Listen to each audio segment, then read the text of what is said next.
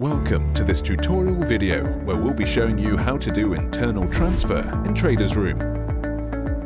Firstly, head over to tfxi.com and log in to your TriumphFX Traders Room account. Click on My Account and then Traders Room Account Balance.